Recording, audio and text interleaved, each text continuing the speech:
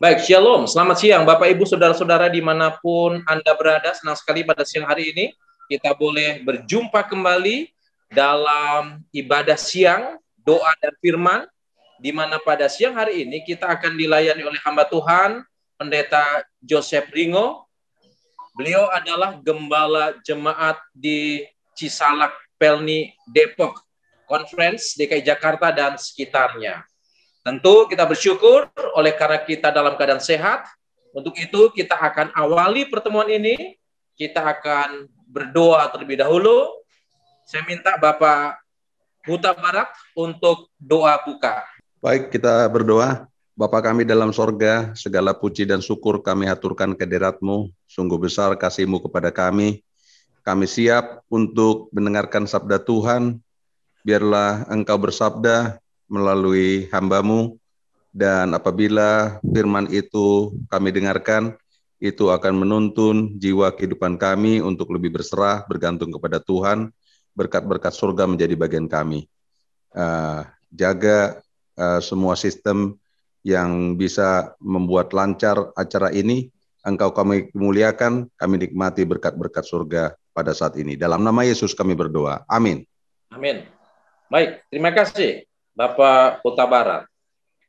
Bapak Ibu, saudara-saudara yang dikasihi Tuhan, kita sudah tiba di pelajaran sekolah Sabat, di pelajaran yang ke-12. Dengan judul adalah Kerinduan Bangsa-Bangsa.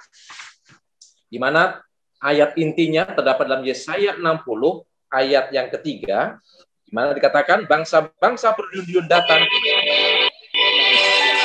cahaya yang terbit bagimu.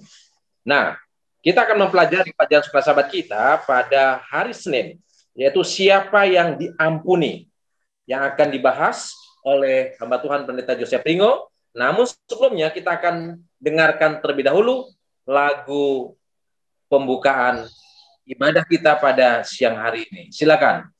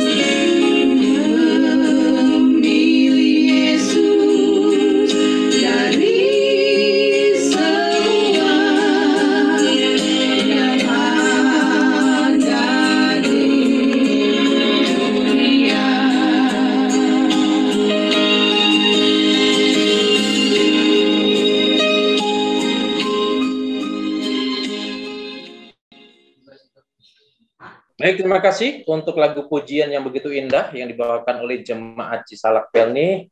Biarlah itu boleh menjadi berkat untuk kita pada siang hari ini, khususnya ketika kita akan mempelajari pelajaran suku sahabat kita, di mana kita sudah masuk di pelajaran hari Senin, yaitu siapa yang diampuni. Untuk itu, saya berikan waktu kepada Pendeta Joseph Ringo untuk menjabarkan, menerangkan pelajaran suku sahabat kita sekitar 25 menit ke depan. Silakan, Pendeta. Baik, shalom, selamat siang bagi kita semua. Terpujilah Tuhan yang telah mempertemukan kita dalam kebaktian siang dan doa, kebaktian dan doa siang ini. Nah, saudara-saudaraku yang dikasihi Tuhan, tentu kita ingin mengetahui bagaimana sebenarnya Tuhan menunjukkan solusi terhadap keberdosaan kita. Dan saya kira itu juga merupakan bagian daripada kerinduan bangsa-bangsa, bagaimana bangsa-bangsa memahami solusi terhadap seluruh keberdosaan dan efek dosa yang ditimbulkan. Dan kemudian ini menjadi sebuah judul, yaitu siapa yang diampuni. Ya.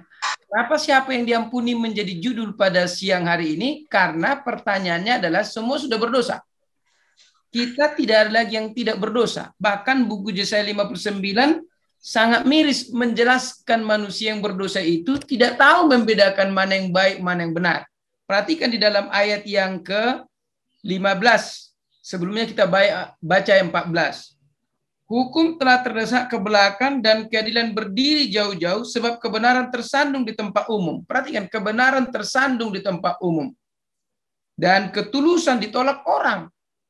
Orang tidak tahu lagi membedakan apakah ini benar atau tidak. Dan orang tidak mau tahu. Tapi mereka lebih memilih bagaimana langsung menjudge.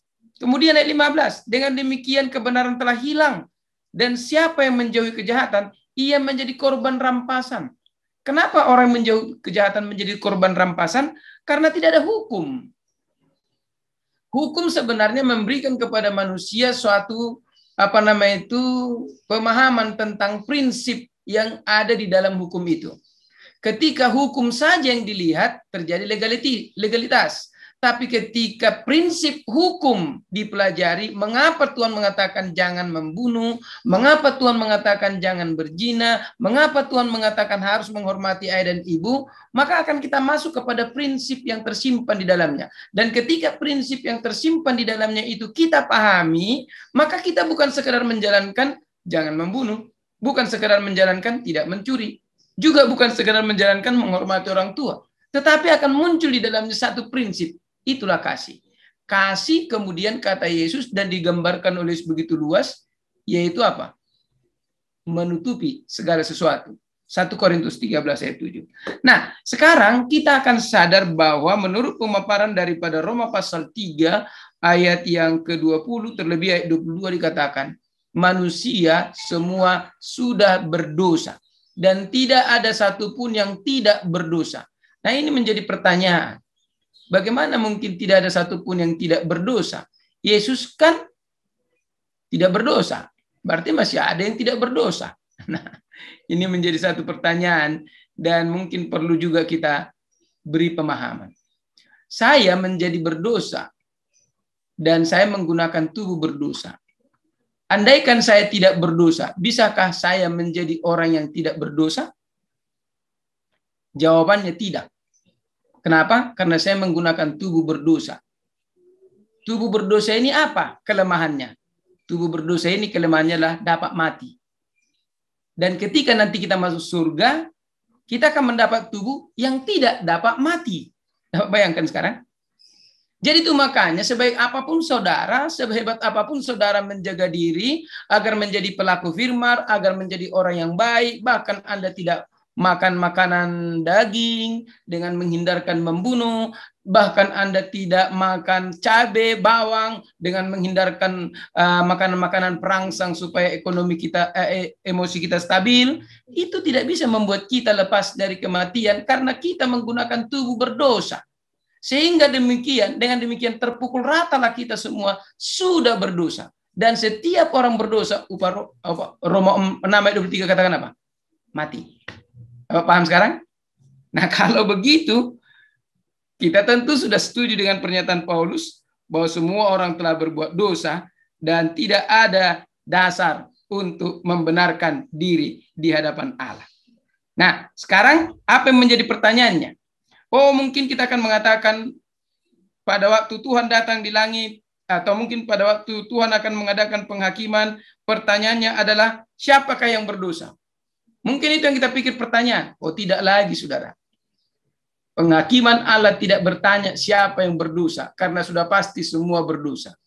Penghakiman Allah hanya menanyakan siapa yang mau diampuni. Kenapa siapa yang mau diampuni? Nah, perhatikan. Kalau kita baca lebih lanjut di dalam buku Alkitab ini, coba saudara saya ajak sebentar aja. Kita buka Roma pasal yang kedua, dan kita lihat bagaimana Roma pasal yang kedua menunjukkan keberdosaan itu menghasilkan sifat apa kepada diri manusia. Ini dia. Mari kita buka Alkitab kita, Roma pasal yang pertama maksud saya, ayatnya mulai dari ayat yang ke-20 sampai ayat yang ke-22.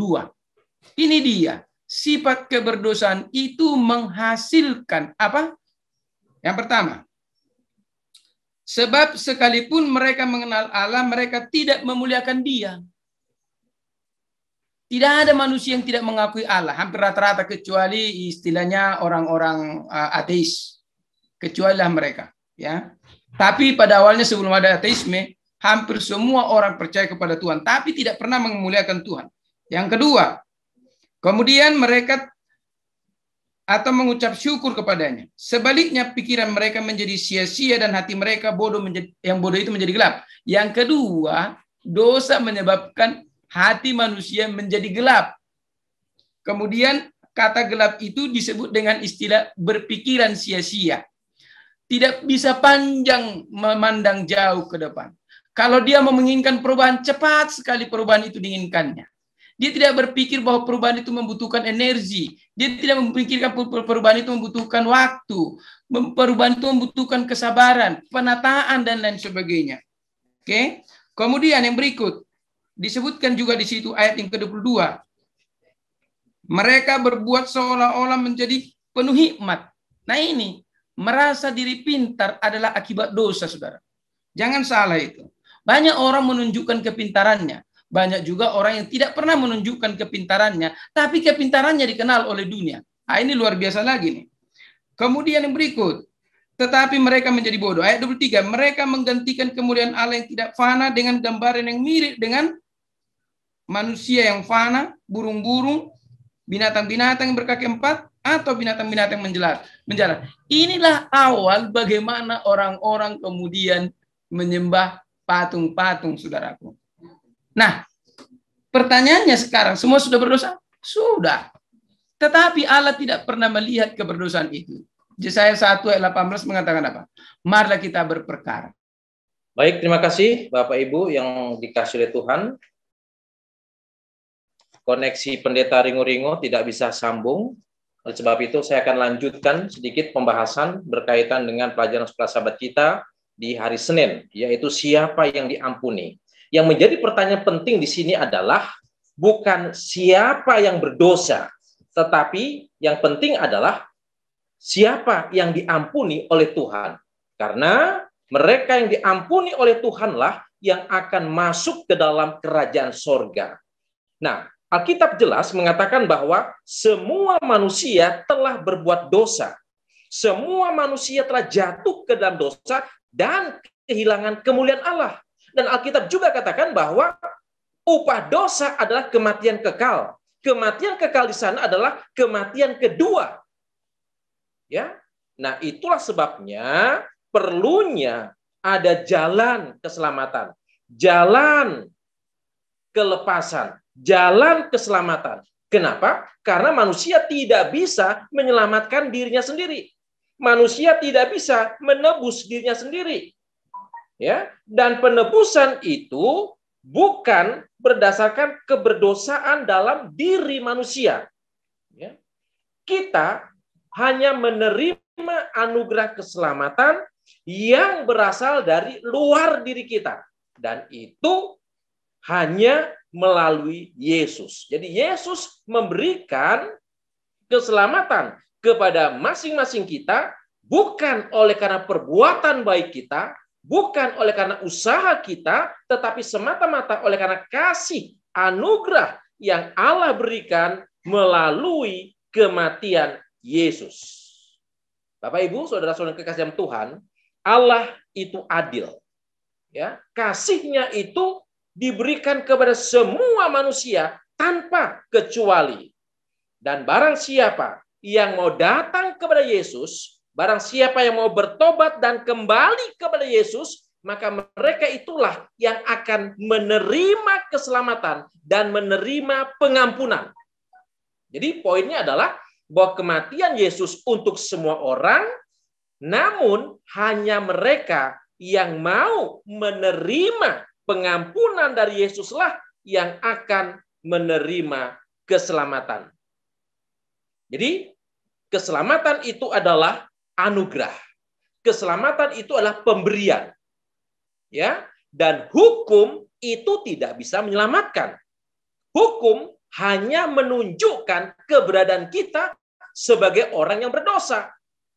Ya, semua kita berdosa. Dari mana kita tahu kita berdosa? Adalah ketika kita melihat dan memandang hukum Tuhan. Tapi hukum Tuhan itu tidak bisa menyelamatkan kita.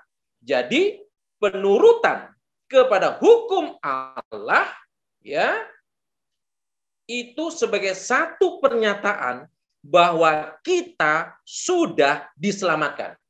Jadi buah daripada keselamatan yang kita terima oleh karena pengampunan dari Tuhan Yesus, maka kita akan menuruti hukum Allah. Dan penurutan itu juga merupakan satu pewujudan dari iman kepada Kristus. Nah, saudara-saudara kekasih dalam Tuhan, pengalaman Kristen yang benar adalah pengalaman di mana iman dinyatakan, ya, kepada komitmen setiap hari kepada Allah melalui penurutan kepada hukum-hukum Tuhan. Ya. Dan pada hari penghakiman nanti, ya, Allah menggunakan standar perbuatan yang kita lakukan sebagai pengadilannya.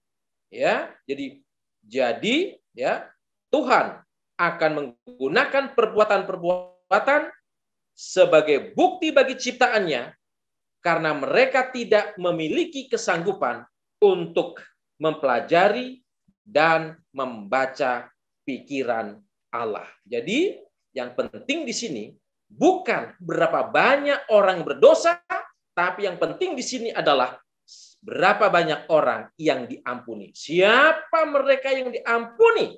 Oleh sebab itu, marilah kita datang kepada Yesus. Kita menerima Yesus sebagai penebus kita, sebagai juru selamat kita. Maka kita akan diampuni dosa-dosa kita. Dan ketika kita diampuni dosa kita, maka buah daripada pengampunan itu adalah kita akan diperbaharui kehidupan kita. Kita akan mengenakan jubah kebenaran Kristus. Dan kita akan menjadi pelaku firman, pelaku hukum Tuhan. Sehingga ketika Yesus datang nanti, maka kita akan menjadi satu umat yang siap untuk bertemu dengan Tuhan kita, yaitu Yesus Kristus. Sebenarnya, pengampunan adalah kerinduan setiap orang. Keselamatan adalah kerinduan setiap bangsa-bangsa yang ada di dunia ini. Namun masalahnya adalah tidak semua orang mau menerima Yesus.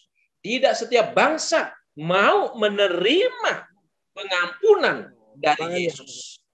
Ya, biarlah pada saat ini kita yang sudah menerima Yesus, menerima pengampunan melalui Pak Pendeta. Ya, oke. Ya, kita menerima pengampunan Yesus sehingga kita akan diselamatkan ketika Yesus datang yang kedua kali. Baik, inilah ringkasan pelajaran Suka Sahabat kita pada hari Senin, ya, dengan judul siapa yang diampuni. Mereka yang menerima Yesus adalah orang-orang yang menerima pengampunan dari Tuhan. Ini disebut dengan saved by grace, ya. Kita diselamatkan oleh anugerah Tuhan. Baik, ada pertanyaan mungkin berkaitan dengan pelajaran sekolah sahabat kita. Nanti Pendeta Ringo akan menjawab pertanyaan-pertanyaan yang akan masuk berkaitan dengan pelajaran sekolah sahabat kita pada siang hari ini. Selamat malam saudara-saudari sekalian yang saya kasih dalam Yesus Kristus. Pada malam hari ini kita kembali akan beribadah bersama pada hari Minggu tanggal 14 Maret tahun 2021. Kalau Anda yang berada di Indonesia mungkin agak terpengaruh sedikit dengan perubahan jam di Amerika. Kenapa? Karena sejak mulai hari ini ya, waktu Amerika, jam-jam di Amerika itu dimajukan Om ya, akan dimajukan sehingga biasanya kita berbakti jam 7.30 ya, itu sama dengan waktu di Jakarta walaupun beda pagi dan malam ya. Jadi di Amerika jam 7.30 malam, di Indonesia di Jakarta jam 7.30 malam. Tetapi karena perubahan waktu di Amerika Serikat, maka saat ini jam 7.30 di Amerika Serikat itu adalah jam 6.30 waktu Jakarta. Jadi untuk saat ini, waktu di Amerika itu sama seperti waktu di Manado. Ya, di waktu Indonesia Tengah, walaupun di Amerika tentunya malam, Anda yang di Manado adalah pagi hari. Jadi kita saat ini waktu di Amerika, di New Jersey, itu sama dengan waktu di Manado. Beda cuma 12 jam. Saudara sekalian, minggu ini kita sudah memasuki pelajaran yang ke-12. Pendeta Muda Tulus Nainggolan dan Saudari Iin sudah memimpin kita dalam pembukaan acara Sekolah Sahabat pada tadi malam ya, dalam pendahuluan ya dari pelajaran yang ke-12.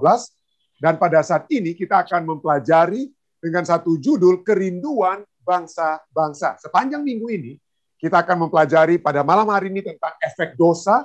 Lalu kemudian besok malam hari Senin kita akan membahas siapa yang diampuni. Dan pada hari Selasa kita akan membahas seruan universal.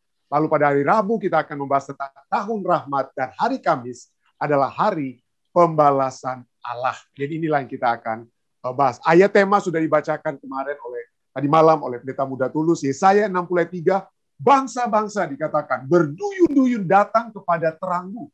Dan raja-raja kepada cahaya yang terbit bagimu. Jadi mari kita lihat apakah kerinduan bangsa-bangsa ini masih juga dapat menjadi kerinduan bagi kita.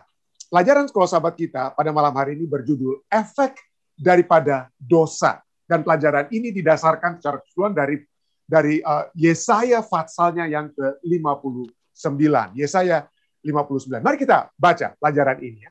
Dalam Yesaya 58 ayat 3, bangsa itu bertanya kepada Tuhan. Ya, waktu lalu kita sudah pelajari ini dia. Kita sudah bahas itu lalu ya. Mengapa kami berpuasa dan engkau tidak memperhatikannya?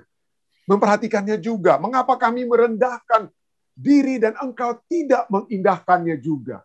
Nah, itu kita sudah bahas waktu lalu. Jadi pada saat mereka berpuasa, tapi seakan-akan Tuhan tidak mendengar atau tidak menjawab usaha mereka yang mencoba untuk merendahkan diri. Berpuasa di paralelnya merendahkan diri. Nah, sekarang ini kalau kita membaca Yesaya 59 ayat 1, walaupun itu bukan pertanyaan, tetapi seakan-akan ada pertanyaan di balik pernyataan yang tertulis dalam Yesaya 59 ayat 1. Dan pertanyaan itu adalah, ya, secara tidak langsung pertanyaan yang berbeda seperti mengapa kita berseru, ya, kita minta pertolongan agar tangan Tuhan menyelamatkan kita, namun kita tidak diselamatkan. Mengapa kita berseru kepadanya, namun ia tidak mendengar. Dan oleh sebab pertanyaan itulah, maka Yesaya 59 ayat 1 seakan-akan mencoba untuk memberikan jawabannya. Nah, Yesaya menjawab bahwa Allah sanggup menyelamatkan dan mendengar. Yesaya 59 ayat 1. Nah, mengapa dia tidak melakukan kedua-duanya itu? Ya, menyelamatkan, mendengar, dan menyelamatkan.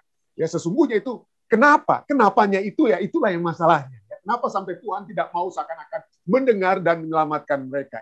Itu masalahnya. Nah, untuk melihat lebih lanjut, kita diminta untuk membaca Yesaya 59 ayat 2. Pekabaran apakah yang diberikan di sini yang dapat menjawab pertanyaan dalam Yesaya 59 ayat 1? Ya. Yesaya 59 ayat 2 itu dikatakan apa? Tetapi yang merupakan pemisah antara kamu dan Allahmu ialah segala kejahatanmu. Dan yang membuat dia, Allah, menyembunyikan diri terhadap kamu sehingga ia tidak mendengar ialah segala dosamu. Dan itulah yang menyebabkan Allah seakan-akan tidak mendengar, tidak menyelamatkan. Dosa kita. Dan itulah mari kita lihat. Yesaya 59 ayat 1, pernyataan yang dibalik pernyataan ini seakan-akan ada pertanyaan, kenapa Tuhan tidak dengar kita? Yesaya 59 ayat 1 katakan, sesungguhnya tangan Tuhan tidak kurang panjang untuk menyelamatkan, dan pendengarannya tidak kurang tajam untuk mendengar. Tuhan tidak kurang tajam untuk mendengar. Nah, mari kita baca pelajaran sahabat kita. Di sini dikatakan bahwa Allah memilih untuk mengabaikan. Allah memilih untuk mengabaikan umatnya, bukan karena itu merupakan kerinduan atau kesukaan Tuhan untuk diam-diam dengan umatnya, atau mengabaikan permohonan pertolongan umatnya. Tetapi karena apa? Sampai dia harus seakan-akan mengabaikan yang merupakan pemisah antara kamu dan Allahmu ialah segala kejahatanmu. Yesaya 59 ayat 2. Di sini kita melihat salah satu pernyataan yang paling jelas dalam Alkitab sehubungan dengan efek dosa terhadap hubungan antara Allah dan manusia. Efek dosa sehubungan dengan hubungan antara Allah dan manusia. Yesaya mengulas topik ini di ayat-ayat selanjutnya dalam pasal 59 yang dapat dilihat di sepanjang sejarah manusia. Yaitu apa? Bahwa dosa dapat menghancurkan hubungan kita dengan Tuhan dan menuntun kita kepada kehancuran abadi.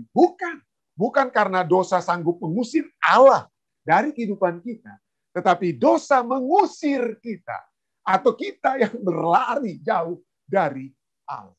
Baca Kejadian 3 ayat 8. Bagaimana contoh ini menyatakan prinsip yang diekspresikan di paragraf yang kita sudah baca bersama di atas.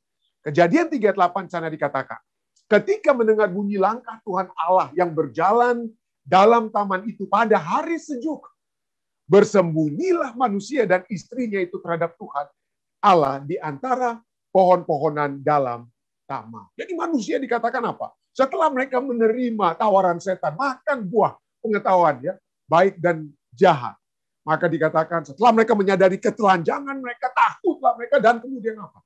Pada saat mereka mendengar langkah Tuhan, bersembunyilah manusia itu dan istrinya terhadap Tuhan. Jadi mereka yang bersembunyi. Jadi dosa sesungguhnya adalah penolakan akan Allah, berpaling daripadanya. Tindakan dosa sesungguhnya memperkuat cengkeraman dosa itu.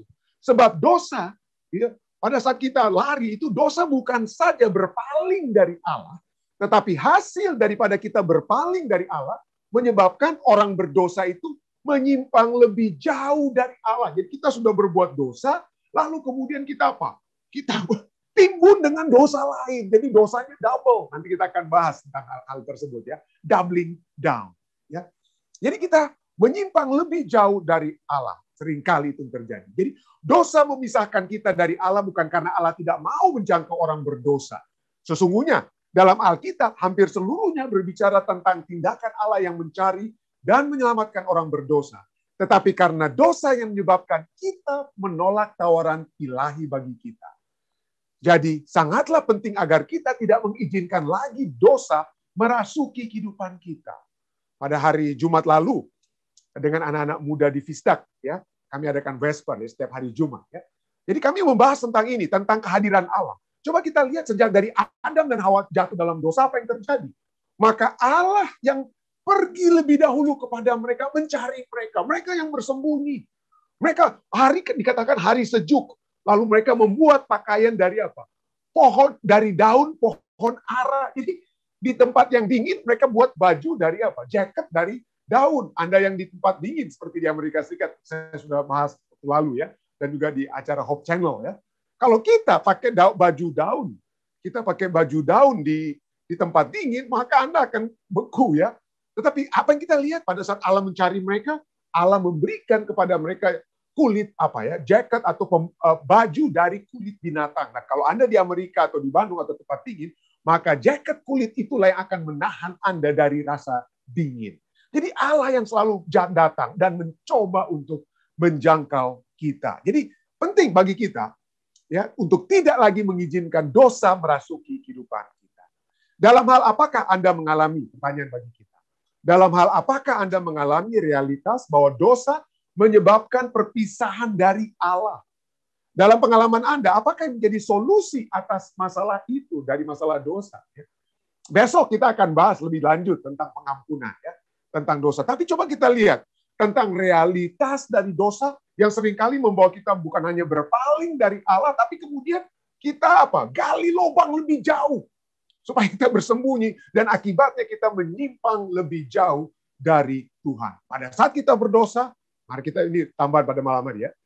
Pada saat kita berdosa, kita lebih bersembunyi seperti Adam dan Hawa. Kenapa? Kenapa? Ini dia.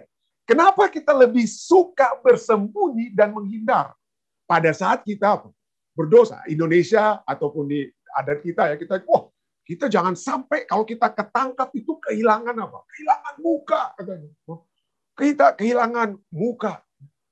Ya, saya sering istilahnya baku sedu dengan Om Rain, ya. Ya, karena Om Rain sudah 84, rambutnya masih banyak, ya. Saya baru 50-an, rambut sudah tipis, tapi saya tidak kecil hati, ya, Om Rain. Kenapa? Kalau rambut saya itu semakin tipis, itu saya tidak akan pernah kehilangan muka. Saya dapat terus muka saya, Om Rain. Jadi bukan itu, ya. Jadi poinnya adalah bahwa kenapa kita seringkali merasa kita kehilangan muka. Kenapa? Makanya kita lebih suka Jangan sampai ketahuan atau kita lebih suka bersembunyi, menghindar, tuduh orang lain atau lebih kita berdusta untuk menutupi dosa kita. Kenapa?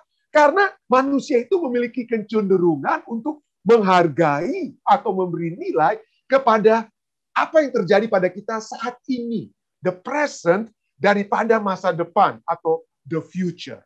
Jadi masa depan itu jauh lah. Yang harus kita hadapi ini sekarang ini. Jadi apa yang harus kita lakukan saat ini? Langkah-langkah solusi apa supaya kita keluar dari masalah saat ini? Yang paling cepat itu ya kita mungkin bersembunyi. Kita berbohong atau kita buat apa? Karena kita bisa terhindar. Dan ada yang katakan pada saat kita mungkin satu kali berhasil, pada saat kita bersembunyi, berhindar, berbohong, maka itu dapat, bisa ya. Wah, bisa. Orang Nado bilang, bisa kok, Teh. Ya. Jadi ada seperti ada power saat kita berhasil, pada saat kita menghindar. Tapi pada saat kita ketangkap, ya itulah istilahnya di Indonesia, kita ketangkap basah. Barulah kita seakan-akan menjadi ketangkap basah. Tapi itulah, kita memberi nilai kepada saat ini. Istilahnya, pada saat kita bersalah, yang terjadi adalah kita mengadakan apa yang dikenal dengan istilah doubling down. Nah, apa itu double down, doubling down? Doubling down itu artinya apa, ya? Bahwa kita engage, ya, doubling down menurut Oxford, to engage in risky behavior, especially when one is already in a dangerous situation. Ya. Terlibat dalam perilaku berisiko, terutama ketika seseorang sudah berada dalam situasi bahaya. Jadi gantinya kita kita lebih menggertak. Saya sudah salah, tapi siapa bilang saya salah? Jadi kita seakan-akan kita lebih seperti orang main kartu, istilah double down itu kita gertak main kartu, padahal kartu kita mungkin nggak menang, tapi kita bikin sampai orang akhirnya menyerah, dengan kata lain, doubling down. Nah, kita bisa lihat ini dalam peristiwa daripada Raja Daud. Kita tahu apa yang terjadi dengan Raja Daud, berdosanya dia dengan Batsheba, dan cukup menarik kita lihat pengalaman bagaimana Daud itu doubling down. Ya. Kita lihat misalnya dalam 2 Samuel 11 ayat 3. Lalu Daud setelah dia melihat perempuan yang sedang mandi, lalu kemudian dia tanya pegawainya. Lalu menyuruh orang bertanya kepada perempuan itu, dan orang itu berkata kepada Raja Daud dalam 2 Samuel 11 ayat 3. Oh, itu menurut orang yang kemudian katakan, siapa itu wanita? Ya, Raja Daud sore hari dia baru bangun, orang-orang lain sedang berperang, ya, tapi dia mungkin tinggal di istana. Orang Manado bilang nggak ada hamba, nggak ada kerjaan. Sore baru dia bangun, dia naik ke atas istananya, karena di atas istana raja itu biasanya paling tinggi. Di bawah itu rumah-rumah dia punya pegawai-pegawai atau bodyguardnya. Dan pada saat dia naik di atas, dia lihat ada seorang wanita yang sedang mandi. Lalu dia tanya, siapa dia? Lalu ada yang jawab, itu adalah Batsheba binti Eliam, orang Uria, orang Het. Itu orang Het. Nah, kalau kita lihat, pada saat Raja Daud diberitahu bahwa itu adalah Batsheba, anak daripada Eliam. Batsheba itu adalah istri orang Uria. istri Uria orang Het, seharusnya Daud itu langsung apa ya? Seharusnya Daud itu langsung mundur. Ya. Kenapa? Daud itu seharusnya langsung mundur pada saat dia diberitahu bahwa Batsheba itu adalah anak daripada Eliam, lalu istri daripada Uria. Nah, kenapa dia seharusnya mundur? Kalau kita membaca dalam 2 Samuel 23 ayat 8, ayat 34, ayat 39, itu berbicara tentang nama-nama pahlawan. Ada 37 orang pahlawan atau bodyguard pribadi daripada Raja Daud yang selalu mengiringi Raja Daud kemana saja mereka pergi. Sejak mereka dikejar-kejar Raja Daud, sebelum dia jadi raja, saat dia dikejar-kejar oleh Raja Saul.